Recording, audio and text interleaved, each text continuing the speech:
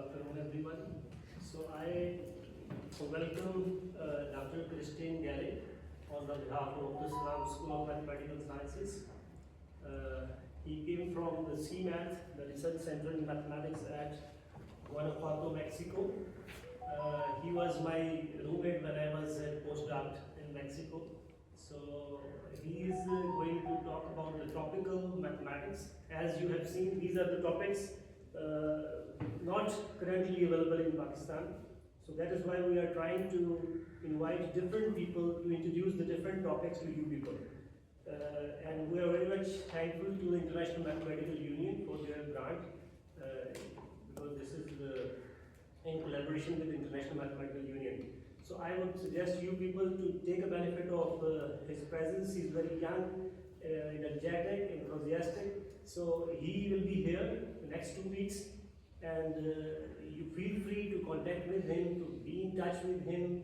And it is a new subject, and you will see how he will connect this subject with a different field of mathematics. And I welcome Professor Garay to please.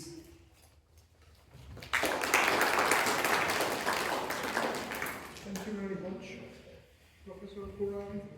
I am very happy to be here. Thank you for being present. Perhaps I will need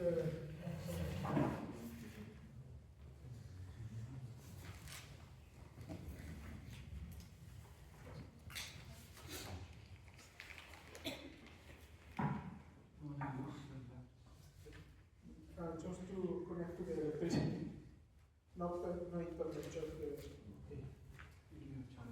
Yes, I have my charger. Is it okay like this? Thank you. Yeah, the problem is my laptop is not, the battery is not. I will try to read like this, on like, yes.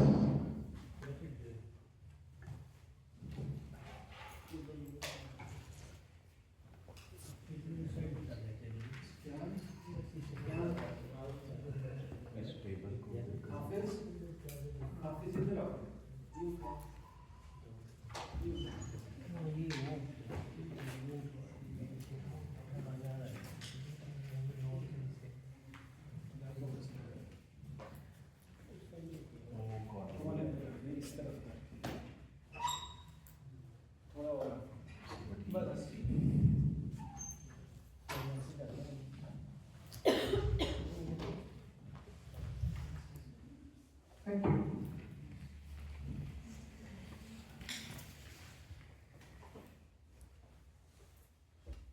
Yes. Again, thank you very much for being here.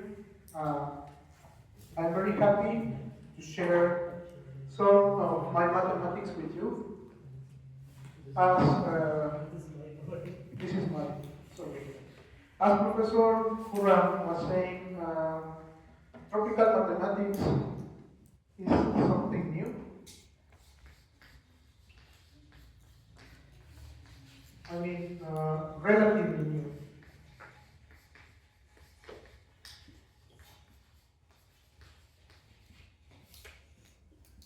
And the thing is that many concepts from classical mathematics, maybe I can put it here, mathematics.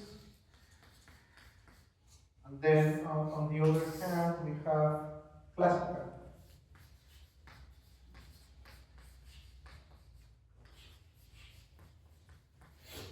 And maybe by classical mathematics, we can think about like traditional mathematics.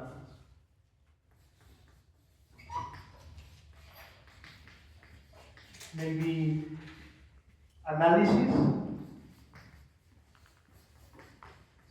over the real numbers and the complex numbers, analytic functions, polynomial functions, complex variables, real variables, maybe algebra, as in commutative algebra, or this kind of commutative rings with unity, modules over them. Maybe other branches like not as traditional like this, but maybe differential geometry, maybe differential topology, etc.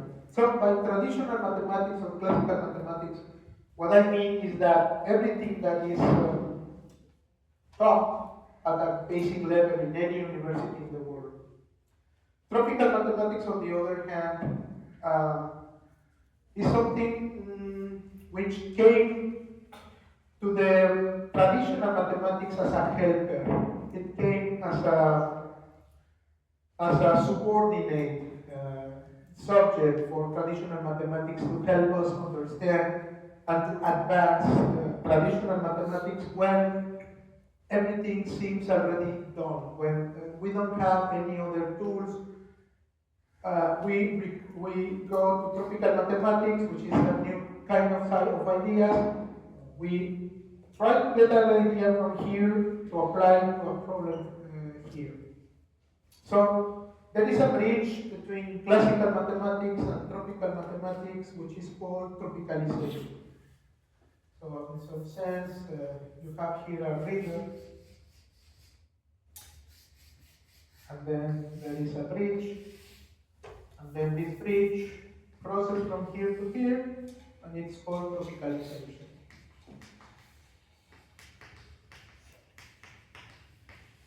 So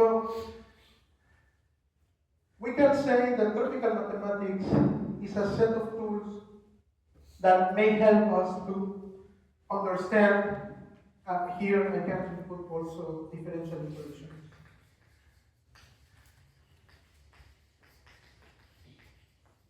So imagine that you have a problem here, P. For example, it can be a problem in number theory, it can be a problem in differential equations, a problem in real analysis, a problem in algebra, a problem in any of these subjects, maybe others which I cannot tell you because of my ignorance. These are basically like the main subjects in which I move. And then you want to solve this problem P. This is your objective. This problem P belongs to traditional mathematics.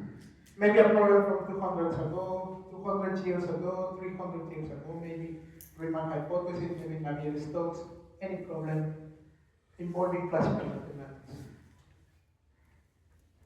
You find somehow some discrete information or some procedure or some limit procedure. We are going to explain all these kind of things concretely. This is just the invitation for the subject.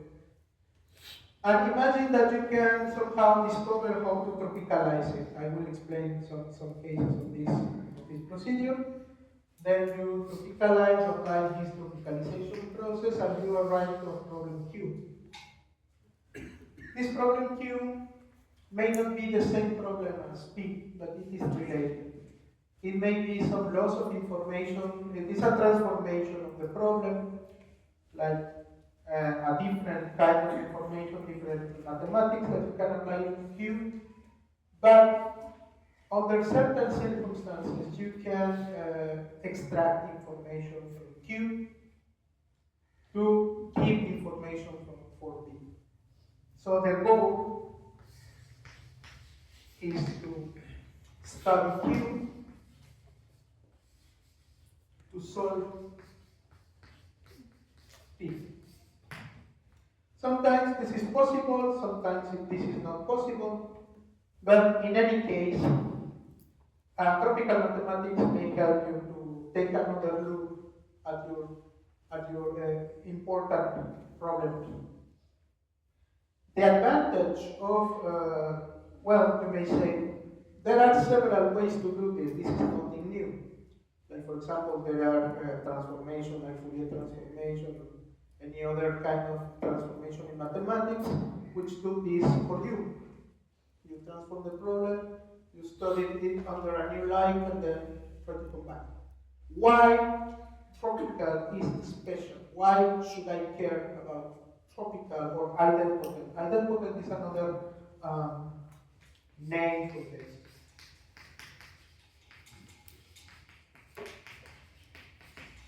maybe these are synonyms. So, question. Why do we care? And the answer is that this tropicalization method has already given important developments in basic mathematics. And I can talk to you about algebraic geometry, which is my area of expertise. So the answer is that this point of view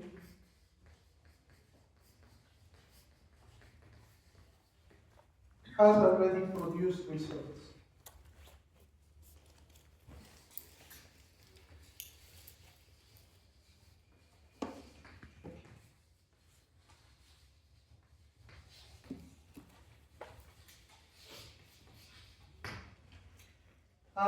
I won't talk about this at this time because the results are very technical. I will just mention them. The first one was in 2003, maybe 2004, depending on when the paper was published and when it appeared as a preprint. And it is called Minkowski correspondence theorem.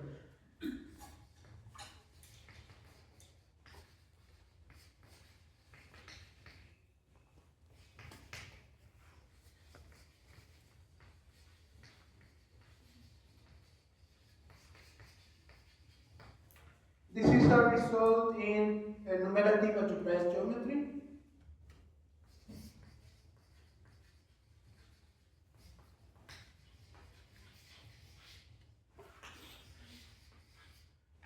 And also theoretical physics, because it links some certain constants from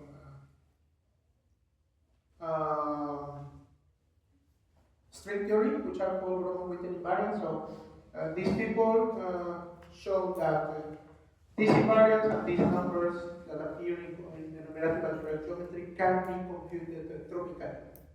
So that's the option. Roman-Witten invariants, which are relevant in physics and in the numeratic geometry, can be computed tropically.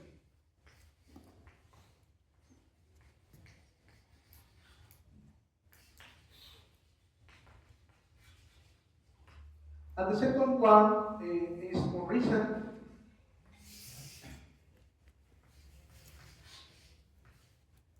This is maybe 2015,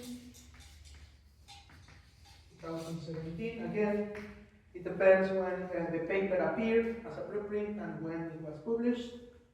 It is a paper by Farah, Garay, and John Cook. This person is Fields Medalist 2022, and it was the solution of the some form of the Hodge conjecture, which is one of the millennial problems. So again, it's very technical to get everything here. This is just a motivation, so they solve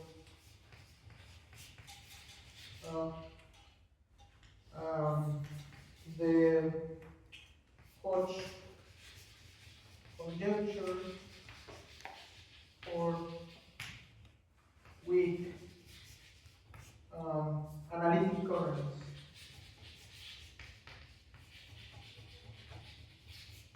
And this belongs to both algebraic geometry and complex analysis.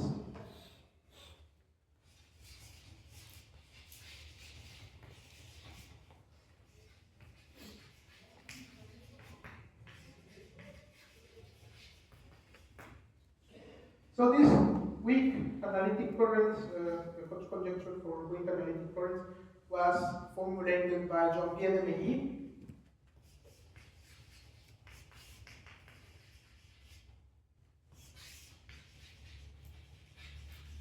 in maybe 1982. I can't remember exactly the date, so I apologize for that. But this conjecture was linked to the Hodge conjecture, which is one of the millennium problems by the Green Institute. So this is not exactly the Hodge conjecture, but this is related. So this is, we have Hodge conjecture, I'm sorry, Hodge conjecture is related to this weak Hodge conjecture for tropical current or for current complex analysis. So the point to make here is that this conjecture was available since 40 years ago maybe, and it was open. And the current methods from complex analysis and traditional mathematics were not able to prove it or disprove it. So these two people came in 10 years ago, and they were able to disprove or prove this using new methods, using tropical methods. I have references for all of this. So if you are interested in reading one of these papers, you can contact me and I can send you the paper. So tropical methods are central to these proofs. When these proofs appeared in the literature, people started to take this seriously. Because previously, tropical mathematics was like a game. You are going to see white in a minute. So previously, whenever someone invoked or talked about tropical mathematics, they were like, okay, yeah, you are doing optimization, you are doing graph theory, you are doing discrete mathematics, you are doing things which are not pure, which are not. Algebraic geometry is pure. Complex analysis is pure. So I already follow this dichotomy between pure and applied, which is not very good, but so you have on one hand pure mathematics, and then on the other hand you have applied mathematics. And the tropical things were very present in applied mathematics for optimization, for linear programming, for algorithms. And some people try to apply tropical things or tropical methods to pure mathematics, and they were like, okay, yeah, this is nice. This is interesting, but I don't really care about tropical mathematics. I care about my classical pure mathematics from 200 or 300 years ago, like Gauss, like Euler.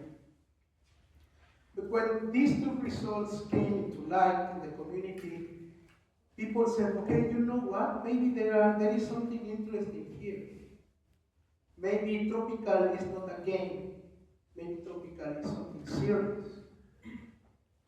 So, from 10 years ago, tropical things are gathering too much interest around the world, and not just in algebraic geometry or in complex analysis, but also in other branches of mathematics.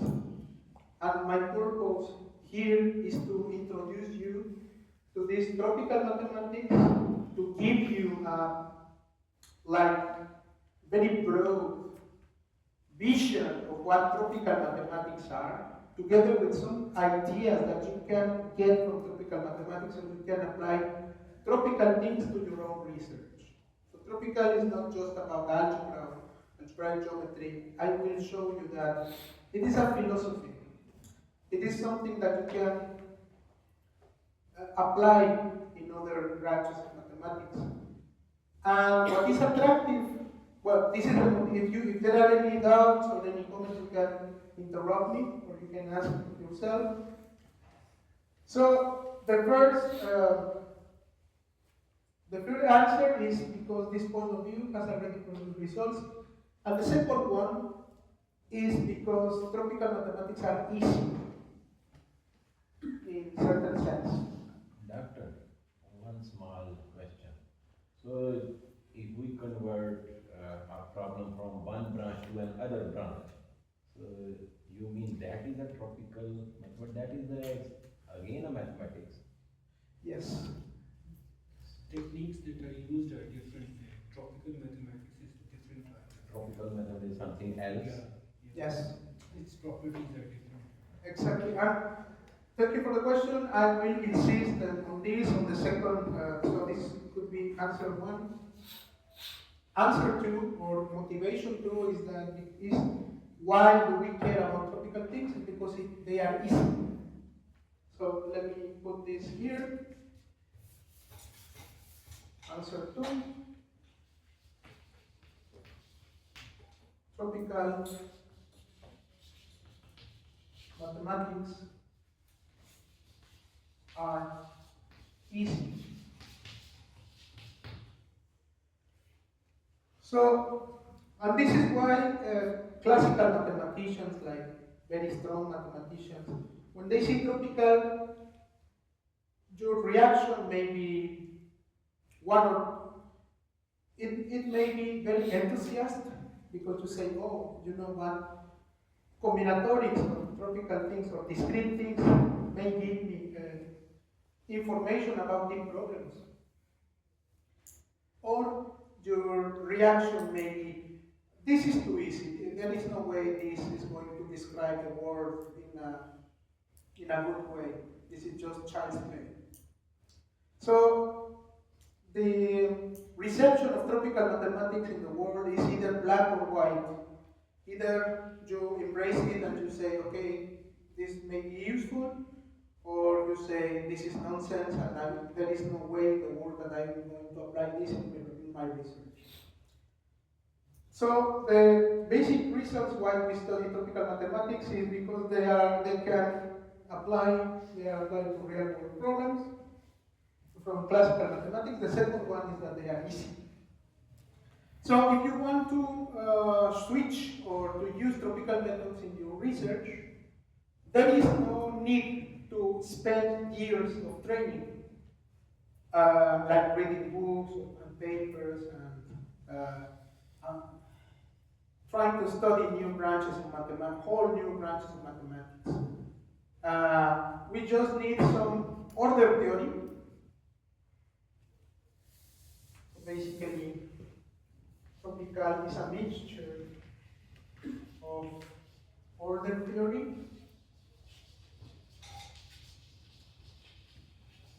and abstract algebra.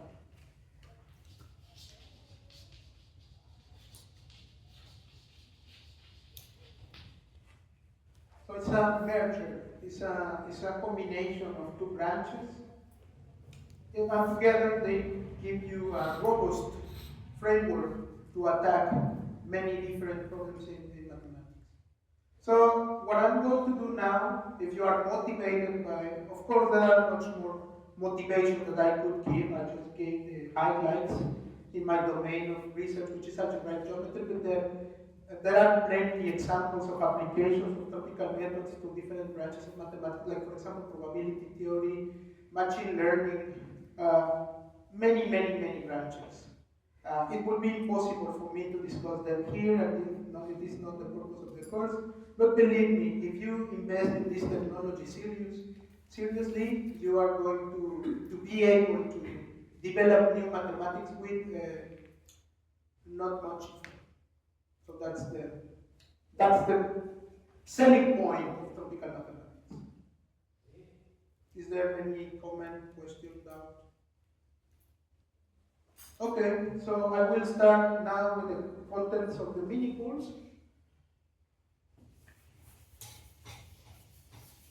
Including why the name tropical, which is something which is not very good for the branch because it's not very serious.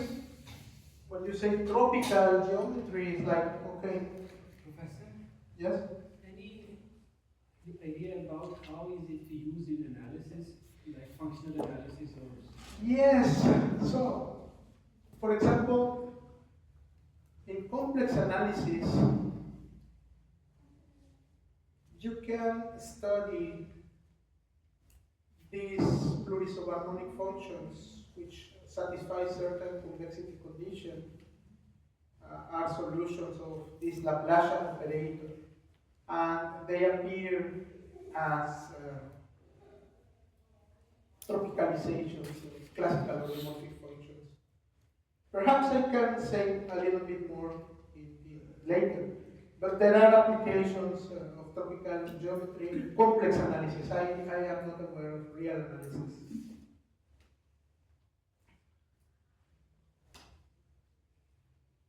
Okay, so I will start with some motivation. Let me motivate with valuation.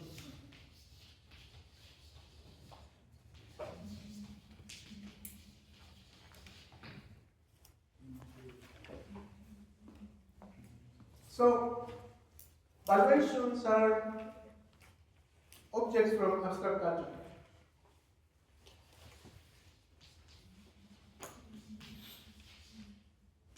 And in some sense, these are functions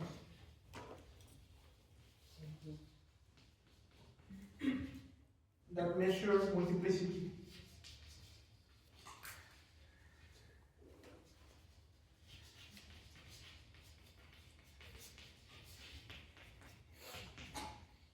Also, I should mention that I have prepared some notes. So if you get lost, everything but the introduction or the motivation that I gave is going to be in written form. I will send the file to Professor Kura, and you can ask him to send it to you. So what is evaluation? Evaluation is very simple.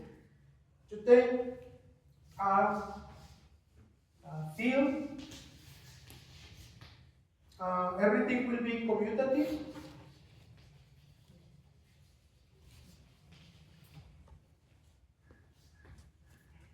So this is a structure which is R plus times 0, 1 plus field's actions.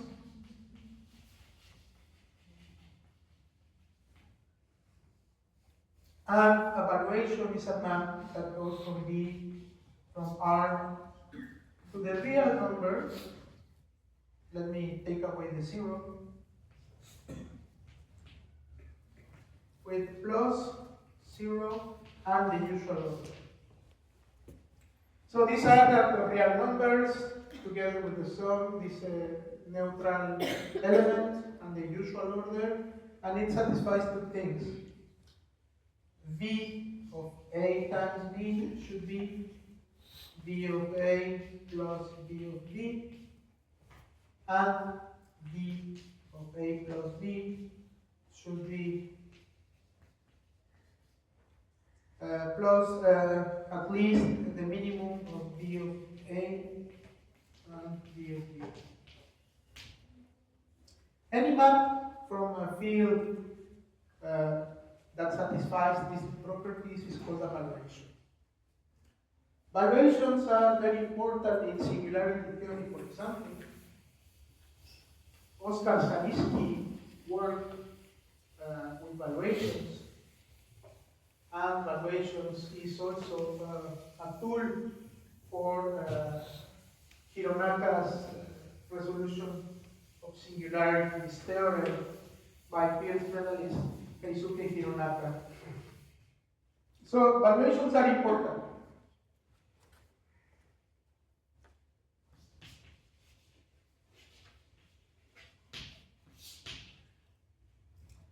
The simplest example is a trivial valuation.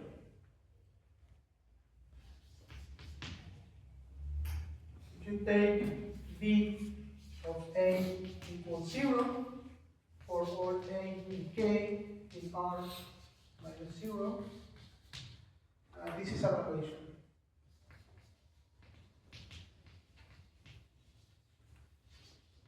Which is called the trivial valuation.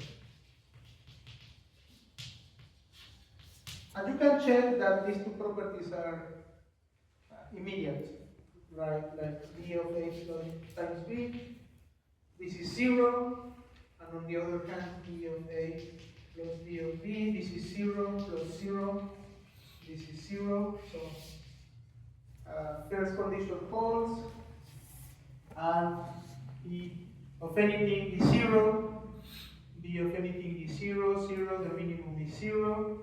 Here you always have equality. So any field has a valuation, which is the trivial valuation. Another one which is more important is the periodic valuation.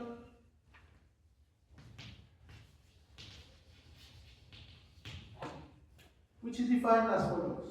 So you take your integer, favorite integer, which is non-zero, and then you divide A by B. So you can express A as B to the K times B, where B is relatively prime B. Here B is a prime number.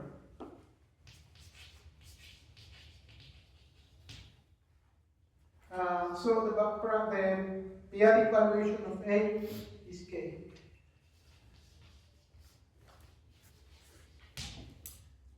So it is a good exercise. If you haven't seen this before, it is a good exercise to show that these two properties are satisfied. So periodic valuation is important for constructing the periodic numbers.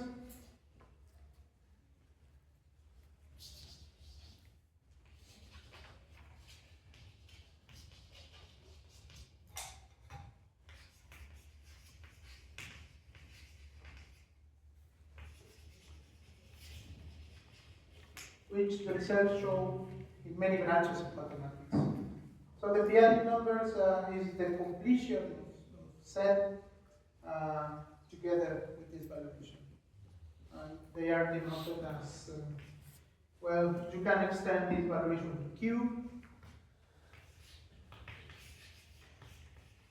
This gives you this valuation, and you put a small p here to keep track of the prime, and this gives you a metric here, and if you complete the corresponding metric space as a topological space, this gives you the periodic numbers. And the periodic numbers appear in very different branches of mathematics, such as non-Archimedean analysis. They also appear in cryptography. They appear in many branches of mathematics. So, what happens now if instead of if a field I take a ring?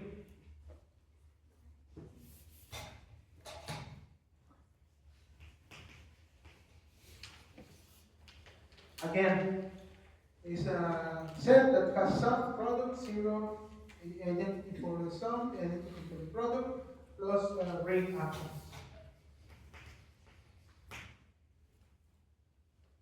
The goal is to extend the definition of valuation from fields to rings.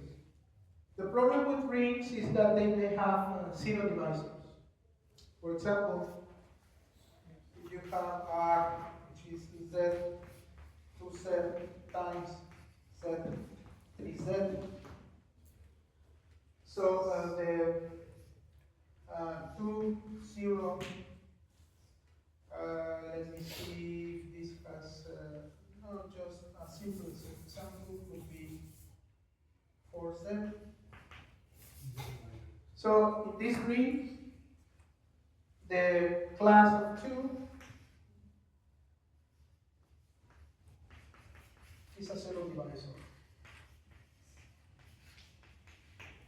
Because 2 times 2 equals the class of 4, and since I divide it by 4, this is 0. But each one of these guys members is not 0. So the thing is that if I want to extend the concept of valuation to account for rings that may have 0 divisors, I need to do something new. Professor? Yes? Second condition is inequality, so it also requires an order relation on a ring or a field. This is greater Yeah, so this requires an order on a field ordering, right? An order relation. Otherwise, we cannot say that it's minimum or maximum or greater equal if we don't have, if we are do not have order.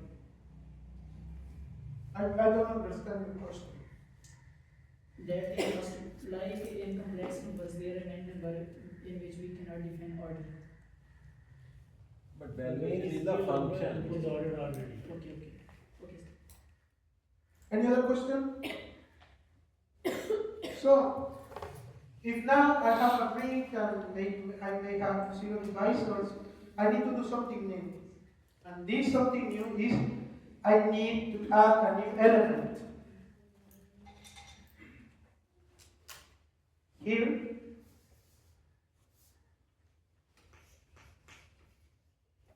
I will add a new element which I will call infinity. And I will take away this restriction and I will define b of 0 equals to this new guy.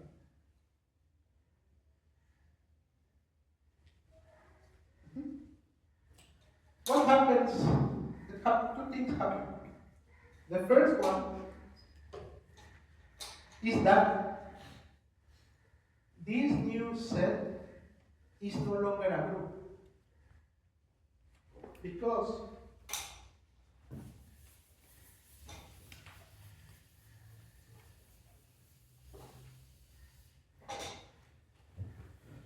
if I have R union infinity plus 0, if this were a group, I could be able to solve this equation. Infinity plus something should give me 0 because this is the unit, and this would be the inverse. But from an algebraic point of view, infinity plus anything which is not infinity should be infinity. So the equation infinity plus something equals 0 is not solvable in this new object. So this is not a group. So I lose something from the original structure, which was an ordered group. This was an ordered group. Now I don't have it. But what if I change, here I have an order. Of course, you should think about R infinity, like you are putting a point at the end of the line. Infinity lies here, and this is the real line. And what happens is that any element in R is small than infinity, right? This is bigger than any real number. But look at this. Let me define a new operation here, which is going to be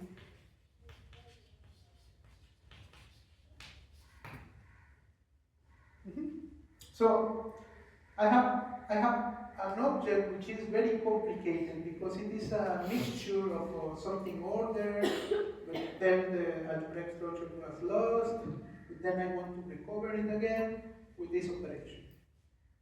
So I claim that this operation is the same thing as the order.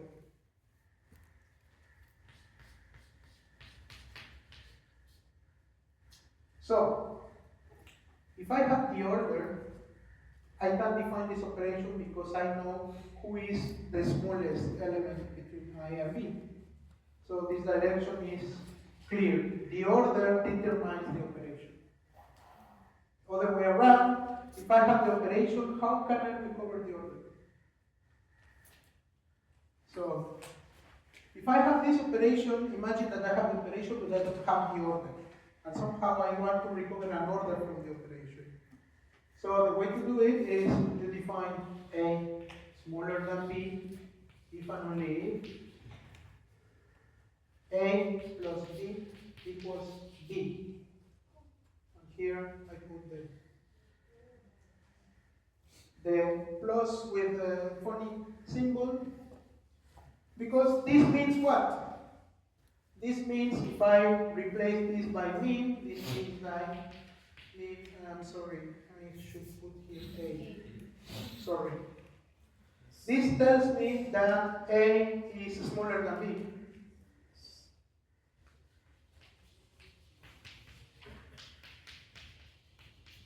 So let me change the order by this operation.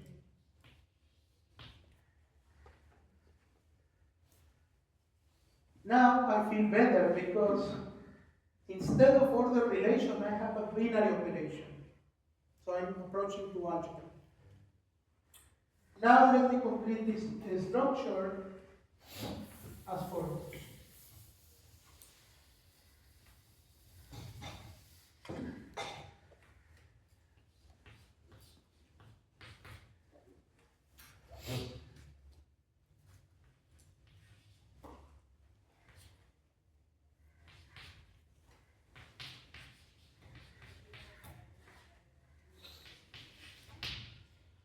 And if I were to obtain an algebraic object in which this operation has an identity, then I want that the following equation is true for any A.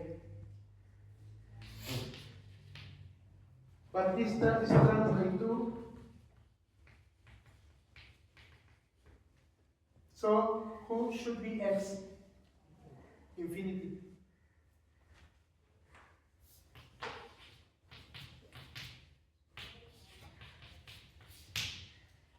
And these are the same. I have a set. I have a plus with an identity, a product with an identity. So this is beautiful because I'm recovering an algebraic structure out of the idea of valuation. But I have to make some transformations to arrive at that. So that's almost a ring. Like here, a ring has these features. The only problem that prevents me to call this a ring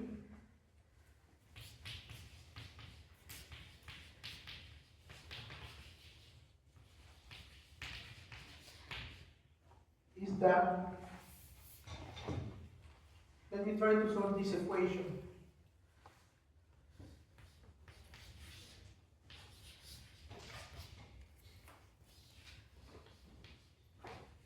I need that every element has an inverse if this were to be a ring.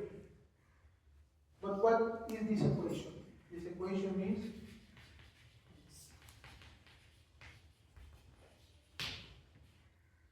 and this is true if and only if both members are infinity.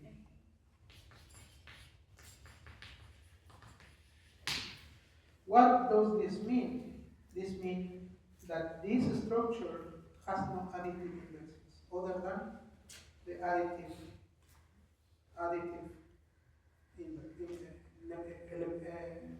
unity. Do you see? So this is not a ring, but this is called a semi-ring.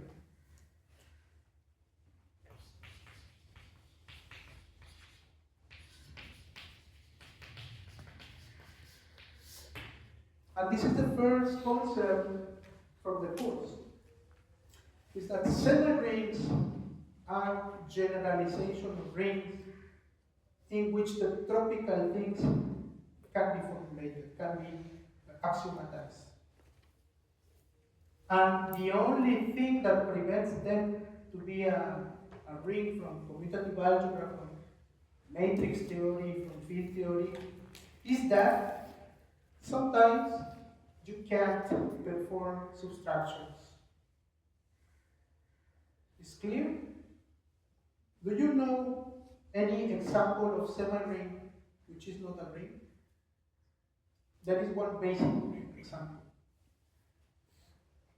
So the only difference between rings and semi-rings is that in semi-rings you cannot perform subtractions all the time. Otherwise you have the same actions as in rings. So the first and most important example of semi-ring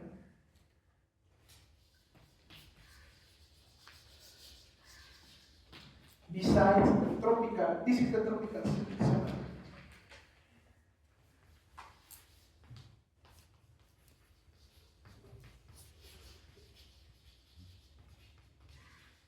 So I showed you an example of a semi-ring which is not a ring, the tropical one. Do you know another? The natural numbers.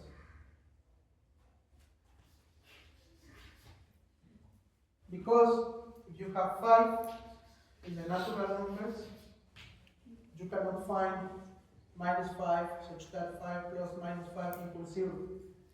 So this is a semi-ring which is not a ring. Another one,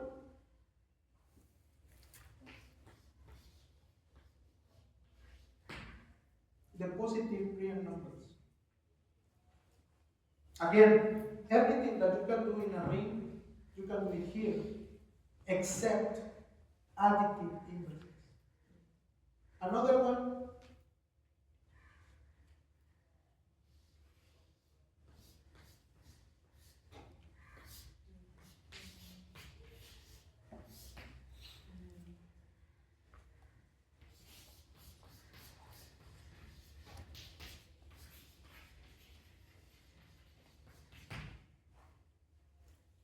so you have any set, to take the family of all the subsets of that set, you take as addition union, and as multiplication intersection. So an exercise is to verify that everything that you can do on rings, you can do it here. For example, A union B equals B union A, commutative. Also for intersection, right? Associativity, A union B union C equals A union B union C, and also for intersection, right? Associativity. Commutativity, associativity, which one is the unit element for union? Empty set. A union empty set equals A. Which one is the unit for intersection? X. A times X equals A. And we have distributivity of addition over multiplication, which is just that A intersection B union C equals A intersection B union A intersection C. And if you change the operations U by plus and times by intersection, then this is read A times B plus C equals A times B plus A times C. It's just that we are using different symbols. So, in some sense, semi-rings are simpler than rings because this is like the simpler version of the integers. And this is the simpler version of the real numbers. Right? So, semi-rings is the basic concept that we need to learn in order to work fine with the theory of tropical semi-rings. Any doubt? Excellent. So, let me tell you the definition of semi-ring, and then I will go to some other examples.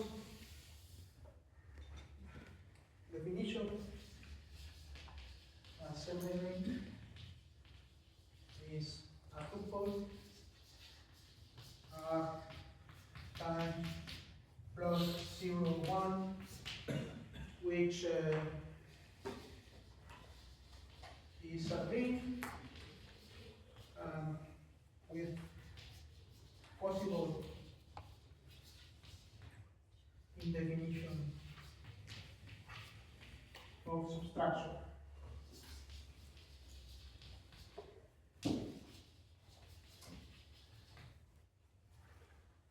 And let me give you the central example of semi-ring, which is the Boolean semi-ring.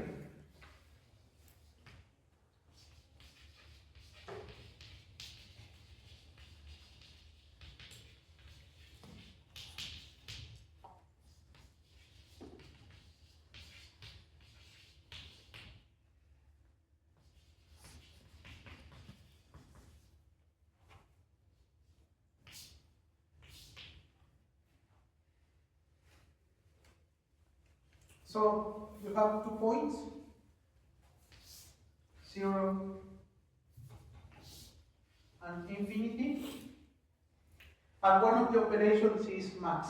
So they are ordered. 0 is smaller than infinity, so there are 2 operations, max and min.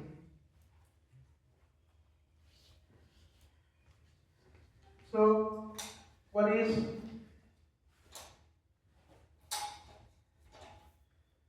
zero max 0 is 0 max infinity. Maybe yes, max. Infinity max 0 is, and infinity max infinity is. And let me give you the other table with me. So the minimum of 0 and 0 is only 0, minimum of infinity is infinity, minimum of 0 and infinity is 0, and minimum here should be 0 also, right? So that's the table of operation of this object.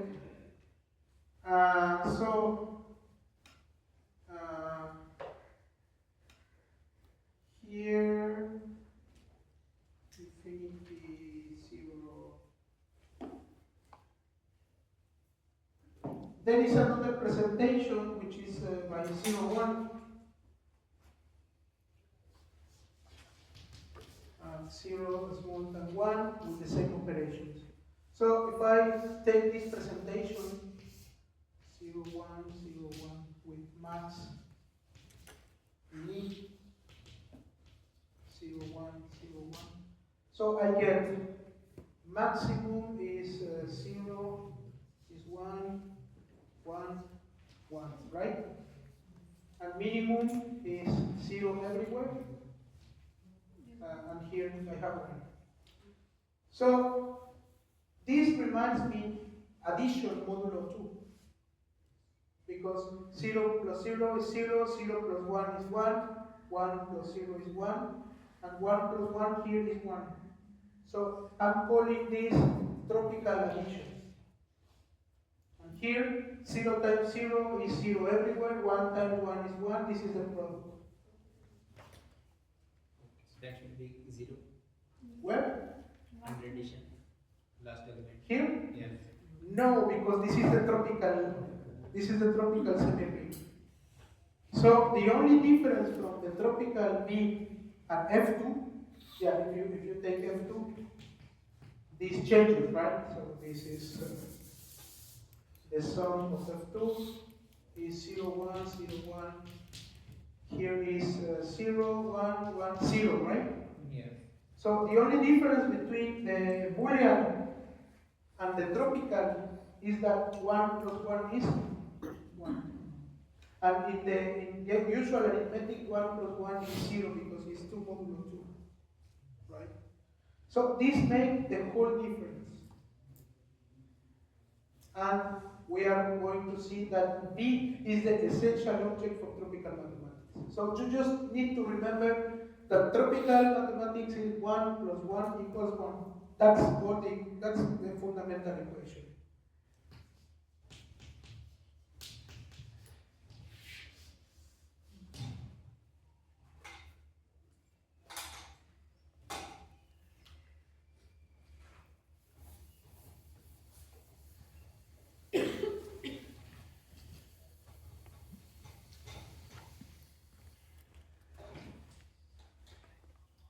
So CIMAT rings